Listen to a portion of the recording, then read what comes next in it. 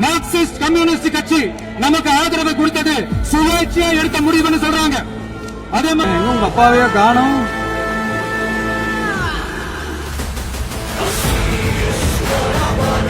வாரே வா, இன்னைக்கு சட்டமன்றத்துல நடந்த சம்பவங்கள் குச்சிலி மஸ்துகள் இருக்குது. எம்மாடியோ, நான் என்னமோ நேத்து தான் நினைச்சேன் எதிர்கட்சியில இருந்து கேட்ட கேள்விக்கு ஒரு மாதிரி பதில்லாம் ஹெவியா சொன்னாங்க, அடிச்சாங்க, அப்படி இப்படின்னு நினைச்சா இன்னைக்கு பார்த்தா அதை விட தலைவன் ஒருத்தன் சைலண்டா உட்காந்துருக்காங்க. டேய் பேசு பேசு பேசு பேசுங்க செய்யணும்னு பேட்ச் எல்லாம் வேற குத்திட்டு வம்பிழுத்து விட்டு இன்னைக்கு ஒரு சம்பவம் பண்ணாரு பாருங்க. எதிர்கட்சி நேற்று ஃபுல்லாவே எதிர்கட்சியோட கேள்விகள் இருந்துச்சா, இன்னைக்கு பதில்கள்னு சொல்லி ஒரு ஆரம்பிச்சு சின்ன சின்ன நக்கல்கள், நையாண்டிகள், கலாய்ப்புன்னு எல்லாத்தையும் வச்சு செஞ்சு விட்டுட்டாரு. நேற்றுக்கு மினி சைஸ்ல இருந்ததுன்னு பார்த்தா இன்னைக்கு மெகா சைஸ்ல இருந்துச்சு. எனக்கு என்னமோ இதே நேத்திக்கு பர்த்டேவா இன்னைக்கு பர்த்டேவா, இன்னைக்கு தாண்டா ஸ்பெஷல் சம்பவங்களா இருக்கு, பர்த்டேவுக்கான ஒரு ஃபுல் சாட்டிஸ்பாக்சன் இன்னைக்கு தாண்டா இருக்குங்கிற மாதிரி ஸ்பீச் எல்லாமே பயங்கரமா சும்மா தான் தூம்னு கிளப்பி வெடியா வெடிச்சு விட்டாரு. எதிர்த்து பேசினாதான் எதிர்கட்சின்னு ப்ரூவ் பண்ண முடியும்னு நினைச்சுக்கிட்டு பேசணும். எதிர்கட்சியை சேர்ந்து எதிர்கட்சி தலைவர் உள்ளிட்ட ஆரம்பிக்கும் போதே ஒரு பெரிய ஒரு லைனோட தான் எதிர்த்து பேசினால்தான் எதிர்கட்சி என்று நினைப்பார்கள் என்று எதிர்த்து பேசும் எதிர்கட்சி அப்படின்னு சொல்லி ஒன்று ஆரம்பிச்சாரு பாருங்க. மாடி அங்கேயே ஒரு சம்பவம் எனக்கு இருக்குதான்னு சொல்லி ஒரு வைப்ல ஆரம்பிச்சாரு. வார்த்தை அதுக்கப்புறம் போனோம் பாருங்க. அதுக்கப்புறம் போச்சு பாருங்க ஸ்பீச்சு. அதுக்கு மேல பிடிக்க முடியல, தலைவனை கட்டுப்படுத்த முடியல. உள்ள இருந்து எல்லாம் கதறாங்க. டே இது பாடுங்களா, டே கேட்க முடியலடா, டே தாங்க முடியலடா, எங்கனால அடிக்காதீங்கடா அப்படின்னு சொல்லி கதறாங்க உள்ள உட்காந்து. இந்த சினிமால தான்ப்பா இப்பெல்லாம் பேச முடியும், நீங்க ரியல் லைஃப்ல எல்லாம் அவர் ஒன்றும் கிடையாதுப்பா அப்படி இப்படின்னு சொல்லிட்டு இருந்தாங்க. ரியல் லைஃப்ல என்னப்பா சினிமா மாதிரி பேசணுமா அப்படின்னு சொல்லி இன்னைக்கு இறங்க வச்சு செஞ்சாரு பாருங்க. உள்ள விட்டு அசம்பிளிக்குள்ள விட்டு குத்துன்னு குத்துருக்காப்புல. கதறுன்னு கதறி உள்ள உட்கார முடியல. அவர் பேச ஆரம்பிச்சதுல இருந்து ஒரு 1/4 மணி நேரம் இருக்கும். 1/4 மணி நேரம் கழிச்சு ஒரே ஒரு வேர்டு தான், அந்த பார்ட்டி ஃபண்ட் ஆரம்பிச்ச உடனே உட்கார முடியல யாருனாலும். எதிர்கட்சி தலைவர் சீட்ல இருந்து எந்திரிச்சு நின்னவங்க தான் ஒரு 1/4 மணி நேரத்துக்கு உட்கார முடியாம கட்டுப்படுத்தவே முடியல. எத்தனை டைம் தான் சொல்றது உட்காருங்கடான்ட்டு.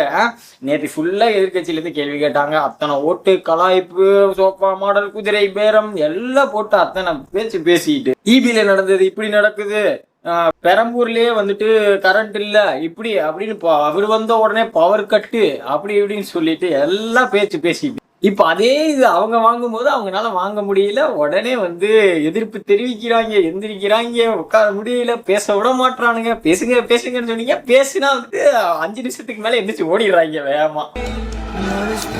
பேசிட்டு இருக்கும்போதே பயன்டாங்க. இதுல பேசிட்டு அவர் வேற வெளியே போனதுனால அவங்கள பத்தி பேச வேணாம் அப்படின்னு சொல்லி இதுல பாதி பாயிண்ட வேற ஸ்கிப் பண்ணிட்டாரு போல. இன்னும் உள்ள உட்காந்துருந்தாங்கன்னா இன்னும் வச்சு செஞ்சு விட்டு அனுப்பி விட்டுருப்பாப்புல. ஸோ அதுக்கப்புறம் குட்டி கதை ஒண்ணு சொன்னாரு. குட்டி கதை சொன்ன உடனே எப்பா உள்ள மட்டும் இருந்திருந்தாங்கன்னா என்ன ஆயிருக்கும், அப்படியே கொந்தளிச்சு குதிச்சிருப்பாங்க. ஸோ அந்த மாதிரி ஒரு சிறப்பான சம்பவங்கள் ரெடி பண்ணி குட்டி கதையெல்லாம் ஒன்று சொன்னாரு அப்பாவை வச்சு. ஸோ இதுக்கு எதிர்ப்பு வெளியே மக்கள்கிட்ட என்னப்பா பர்சனல் பத்தியெல்லாம் இழுக்கிறீங்க, இப்படிலாம் இதுல பேசலாமா அப்படி இப்படின்னு சொல்லிட்டு இருக்காங்க. ஸோ இது பர்சனல் கிடையாது, இதுவுமே ஒரு பொலிட்டிக்கல் இதுதான். அவங்க அப்பா என்ன பர்சனலாவா அவங்க அப்பா இது பண்ணாங்க, பொலிட்டிக்கல்லாம் அவர் குளத்தூர்ல தோத்துருக்காரு. ஸோ உள்ள வர முடியல, இதைத்தான் இன்டைரக்டா அவர் சொன்னாரு. ஸோ இதுல பொலிட்டிக்கலா தான் அடிச்சிருக்காரு மாதிரி தான் இருக்குதே தவிர அந்த பர்சனலா அவங்களை அட்டாக் பண்ணலாம் இல்லை. அதாவது எது டீம்ல கலாய்க்கும் போது கலாய்ச்சிக்கலாம், அப்போ உங்களுக்கு இனிக்கும். நாங்க அந்த ரிப்பீட்டை கலாய்ச்சோம்னா அவங்களால பொறுத்துக்க முடியல. இப்படி பேசுறாரு அப்படி பேசுறாரு இதுவே கதை கதறாங்க. அவங்க டீமே அப்படித்தானே இருக்கு. அவங்க வெளியே போயிட்டு மீடியா முன்னாடி உட்காந்து கதறிக்கிட்டு இருக்காங்க, இப்படி பேசினாரு, விசில் அடிக்கிறாங்க அப்படி இப்படின்னு ஊயின்னு கத்தி ஒரு சபையில எப்படி நாகரிகமா இருக்கணும் அது எதுவுமே தெரியல. சரி 5 நிமிஷம் எதிர்க்கிறீங்களாப்பா, எதிர்த்து நின்றுட்டு சரி உட்காருங்கப்பா, அமைதியா இருங்கப்பா, சரி எதிர்கட்சி தலைவர் சொல்லியாவது அமைதியா இருங்கப்பா அப்படி இப்படின்னு என்னென்னமோ சொல்லி பார்த்தாச்சு.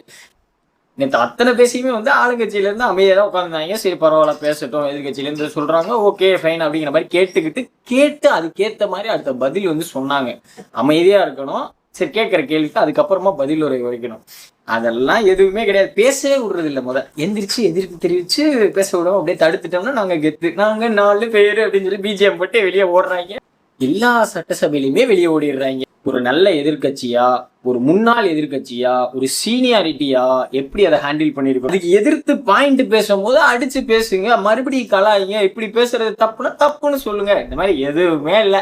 பேச கூட விடுறது இல்லை, உள்ளேயும் உட்காந்துருக்கிறதுல நீங்க பாட்டுக்கு எந்திரிச்சு போயிடுறது. இது என்னத்த நீங்க ஓட்டு போட்ட மக்கள் நீங்களாவது கொஞ்சம் சொல்லுங்கப்பா. சட்டப்பேரவைனா அப்படி ஆப்போசிட்ல டாக்ஸ் இந்த மாதிரி எல்லாம் இருக்கும். ஸோ அதை எல்லாத்தையும் உட்காந்து அமைதியா பொறுமையா இருந்து ஹேண்டில் பண்ணி அப்புறம் ரிப்ளை கொடுக்கறதுல தான் அவங்க எந்த அளவுக்கு கேப்பபிள்னு தெரியும். ஸோ அவர் எதிர்கேள்வி அத்தனை கேள்வி வைக்கிறாரு. உங்க ஆட்சியில இப்படி ட்ரக்ஸ் இதை இப்படி விட்டுட்டீங்க அப்படி இப்படி நிறைய குற்றச்சாட்டுகள் எல்லாமே கேட்கிறாரு இப்படி அப்படின்னு. பட் அது எதுக்குமே பதில் சொல்ல முடியல. ஸோ இது ஒரு நல்ல சான்ஸா வேற இருந்துச்சு. ஸோ விஜய் அவர்கள் பேசினோடனே அடுத்த ஆப்போசிட்ல இருந்து ஒரு சான்ஸ் கிடைச்சிருந்துருக்கும். அந்த சான்ஸை யூஸ் பண்ணி பேசியிருந்தாங்கன்னா செம்மையா அடிச்சிருக்கலாம். பட் அதை மிஸ் பண்ணிட்டாங்க. இப்போ சட்டப்பேரவை இதுக்கு மேல எப்போ நடக்கணும்னே தெரியாது. இந்த டாபிக்கே அப்படியே விட்டுட்டு அடுத்து மறுபடியும் ஸ்கிப் ஆகி புதுசாக தான் ஆரம்பிப்பாங்க. ஸோ எப்படி பார்த்தாலும் இன்னைக்கு வச்சு ஒரு குத்தி அனுப்பி விட்டாப்புல வெளியே. ஸோ எதிர்கட்சி தலைவருக்கு இன்னும் கொஞ்சம் பொறுமை வேணும். பொறுமையா பேசுறது கலாய்க்கிறது எல்லாத்தையும் வாங்கிட்டு அடுத்து திருப்பி கொடுக்க தெரியணும். அதுவும் சிறப்பான ஒரு வார்னிங் கொடுத்தாரு பாருங்க.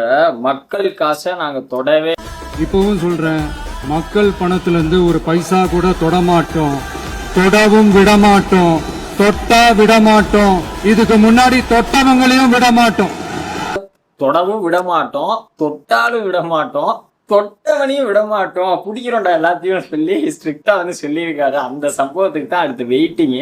யார் யாரெல்லாம் மக்கள் பணத்தை தொட்டு ஏமாத்தி இந்த மாதிரி எல்லாத்தையும் பண்ணாங்களோ ஒரு ப்ரூஃபோட வச்சு செஞ்சு விட்டு அனுப்புனாதான் இதுல எல்லாம் மக்களுக்கு ஒரு மாதிரி சாட்டிஸ்ஃபை ஆகி ஒரு விடிவு காலம் தெரிய வரும். ஸோ அது வரைக்குமே இன்னைக்கு விஜய் அவர்கள் பேசினாலுமே அது ஒரு ஆதாரம் இல்லாம ஒரு குற்றச்சாட்டு மாதிரியே தான் போயிட்டு இருக்கும். ஒன்ஸ் அகைன் மனுஷன் ப்ரூவ் பண்ணிட்டாப்புல, நான் அமைதியா இருக்கிற வரைக்கும் தான் உங்களுக்கு நல்லது, நான் அடுத்து ஆரம்பிச்சேன்னா நீங்க தாங்க மாட்டீங்களா.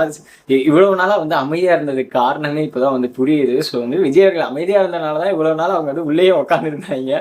அவர் பேச ஆரம்பிச்சாருன்னா 5 நிமிஷம் கூட உள்ள உட்கார மாட்டாங்க போல, வேகமா திருத்துன்னு ஓடுறாங்க. ஸோ அவர் அமைதியா இருக்கிறது உங்களுக்கு தான்ப்பா நல்ல. வெளியே இருக்க சப்போர்ட்டர்ஸுமே டிஎம்கே ஏதாவது பேசணும், எதிர்கட்சி தலைவர் வாய்ஸ் கொடுக்கணும்னா விஜய் அவர்கள் அமைதியா இருந்தாதான் வாய்ஸ் கொடுக்கவே முடியுது. விஜய் அவர்கள் பேச ஆரம்பிச்சா அவனால முடியல. முக்கால்வாசி நேரம் அமைதியா பார்த்திபன் மோட்ல தான் அப்படியே சோகமா இப்படி மூஞ்சி வச்சு அமைதியா அப்படியே சைலண்டா உட்காந்து எல்லாத்தையும் கேட்டுக்கிட்டு விசாரிச்சுட்டு நோட்ஸ் எடுக்கிறது இப்படிங்கிற மாதிரியே தான் இருக்காரு. ஏன் இங்க மூஞ்சியை வச்சிருக்காரு அப்படின்னு சொல்லி பயங்கர கடுப்புலதான் இருந்தாங்க.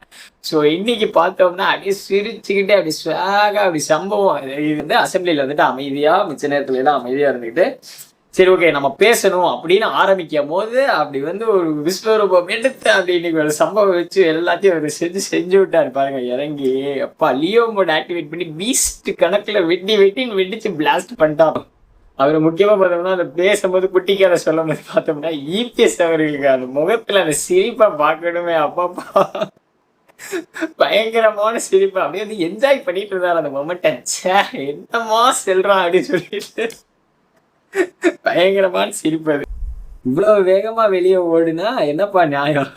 சினிமாவில் கூட இப்படி ஒரு மாசின் கண்டதில்ல சாரே, உண்மையாலுமேடா. ஆனா சினிமால மிஸ் பண்றோம், இப்படி எல்லாம் இனிமேல் மாசா இருக்காது, பார்க்க முடியாது அப்படி இப்படின்னு யோசிச்சுட்டு இருந்தவங்களுக்கு இப்போ டெய்லியும் ஒரு சம்பவமா அப்படி பார்க்கற மாதிரி அவ்வளோ ஒரு இன்பமா தான் இருக்கு. அதை தாண்டின ஒரு இன்பமா தான் இருக்கு. சொல்லிட்டு டெய்லியுமே இனிமேல் ஒரு சம்பவமா பார்க்கலாம், வர ஒவ்வொரு மாஸ் சீக்வன்ஸ் பார்க்கலாம். சட்டப்பேரேன்னு வரும்போதெல்லாம் அப்படியே வெயிட்டிங்ல பார்த்தலாம். வருஷத்துக்கு ஒரு படம் இப்ப எல்லாம் அப்படியே வெயிட்டிங்ல உட்காந்துருக்கலாம். ஏதாவது ஒரு மாசத்துக்கு இருக்கா அந்த மாதிரிலாம் வெயிட்டிங்ல உட்காந்துருக்கலாம்.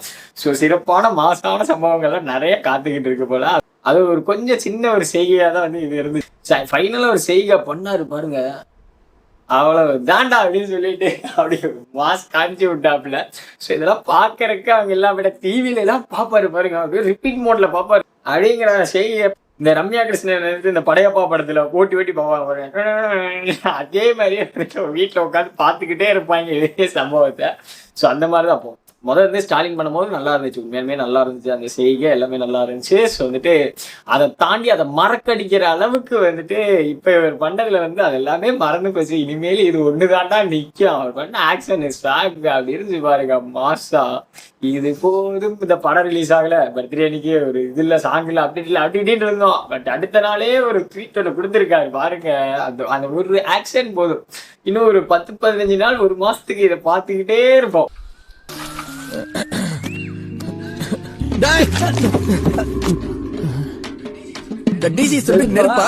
அவர் நெருப்பா இல்ல பிஞ்சு போன செருப்பான்னு எதிர்க்க பார்க்கும்போது கேட்க வேண்டியதானே. சேஃபா 10 கிலோமீட்டர் தள்ளி வந்து சவுண்ட் விடுறியா? ஓ டிசி விடல, டிசிக்கே சேலஞ்ச். பொதுவே இப்பதான் அடி வாங்கிட்டு 10 அடி தூரத்துல அங்க இருந்து பிரஸ் மீட் கொடுக்குறாப்புல. சேஃபா 10 கிலோமீட்டர் தள்ளி வந்து சவுண்ட் விடுறியா? அப்படியே சவுண்ட் விட்டுருக்காப்புல.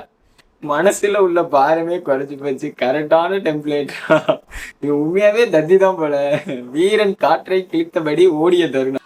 எதிர்கட்சியை சேர்ந்த திராவிட முன்னேற்ற கழகத்துடைய சட்டமன்ற உறுப்பினர்கள்லாம் தயவு செஞ்சு வாயை தரங்க சிஎம் சார், பதில் சொல்லுங்க சிஎம் சார் அப்படிங்கிறதுக்காக தான் இன்னைக்கு இந்த மேட்சை நாங்கள் அணிந்து கொண்டு வந்திருக்கிறோம். அதான் 5 நிமிஷம் பேசுனதுக்கே குளத்தூர் இந்த ஆட்டம் ஆயிடுச்சு. பேசுனா அப்புறம் என்ன பண்றது?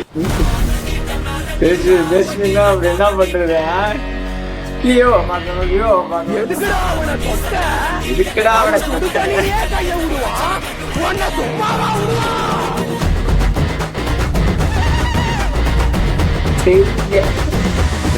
தேவையா? லியோவா பார்க்கணும், லியோவா பார்க்கணும், லியோவா பார்க்கணும். நீதானே கேட்ட, பார்த்துக்க. லிட்டரலா இன்னைக்கு அந்த மாதிரிதான் ஒரு சம்பவம். களம் 8 அண்ணன் ஆப்போனண்ட்டை போட்டு பொழந்துட்டு இருக்காரு. விஜயுடன் போது அதை எப்படி இவ்வளவு ஃபாஸ்டா எடிட் பண்ணி கொடுத்து போறீங்க? லியோவா பார்க்கணும், லியோவா பார்க்கணும். எண்டிங் வேற லெவல். பேச ஆரம்பிச்சா 5 மினிட்ஸ்ல வெளிநடப்பு பண்ணிட்டானுங்க. பேசினா நீங்க ஓடிடுவீங்கடா தளபதி. பேச தெரியாமலாம் இல்ல, பேசினா தாங்க மாட்டீங்க. பர்த்டே ட்ரீட் பட்டாசா இருக்குதுயா, பயங்கரமான ட்ரீட்.